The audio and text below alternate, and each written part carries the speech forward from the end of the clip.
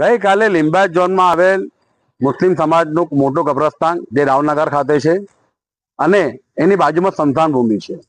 Limbayat zone કે સુરત મહાનગરપાલિકાનું તંત્ર હર હંમેશા સ્મશાન ભૂમિ પર પૂરતું ધ્યાન આપે છે, પૂરતી કાળજી રાખે છે. એની કોઈ પણ ફરિયાદ હોય તેનું ત્વરિત નિરાકરણ કરે છે. પરંતુ દુઃખ એ બાબતનું છે કે એક જ દિવાલની બાજુમાં મોટું વિશાળ કબ્રસ્તાન છે, પરંતુ એ કબ્રસ્તાનની અંદર ગઈકાલે કેમિકલ વાળું પાણી ડ્રેનેજમાંથી સમગ્ર કબ્રસ્તાન વિસ્તારમાં પસરી ગયું અને જે કબરો પર પણ ફરી વળ્યું, જેનાથી પર્યાવરણીય પણ નુકસાન થયું છે અને મુસ્લિમ સમાજના સ્થાનિક લોકોની ધાર્મિક લાગણી પણ દુભાઈ છે. પરંતુ લિંબાયત ઝોનના અધિકારીઓને પેટનું પાણી હાલતું નથી.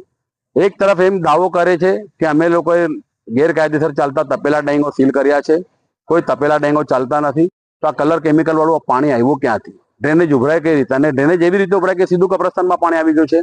લિંબાયત ઝોનના અધિકારીઓને આ તબક્કે હું ચેતવણી આપું છું કે તમારે સર્વ સમાજ, સર્વ ધર્મ, સર્વ જાતિને એક સમાન રીતે કામ કરવું જોઈએ. એક તરફ એક નજરથી કામ કરવું જોઈએ, એક દ્રષ્ટિથી કામ કરવું જોઈએ.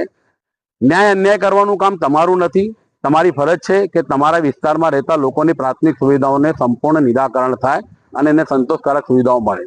પરંતુ સુરત મહાનગરપાલિકાનું લિંબાયત ઝોન એ સુરત મહાનગરપાલિકાની કચેરી નહીં, ભારતીય જનતા પાર્ટીની કચેરી બનતી જાય છે અને ભારતીય જનતા પાર્ટીનું સંગઠનનું કામ ચાલતું હોય એ પ્રમાણે એના સવારથી લઈને સાંજ સુધી કાર્ય થઈ રહ્યા છે. લિંબાયત ઝોનના અધિકારીઓને અમે આ તબક્કે અપીલ કરીએ છીએ, ચેતવણી આપું છું કે જો બીજી વાર આવી રીતે કબ્રસ્તાનમાં કલર કેમિકલ વાળું પાણી અંદર આવ્યું, પ્રવેશ કર્યું ને અમારી કબરોને નુકસાન કર્યું કે પર્યાવરણીય નુકસાન કબ્રસ્તાનમાં જે કંઈ વૃક્ષોને કર્યું, તો અમારે ના છૂટકે લિંબાયત ઝોનને તાળાબંધી કરવાની ફરજ પડશે. લિંબાયત ઝોનના અધિકારીઓ પોતાની ફરજ નિભાવે અને ઓછામાં ઓછા કોઈની પણ ધાર્મિક લાગણી ના દુભાય એની પૂરતી કાળજી રાખે.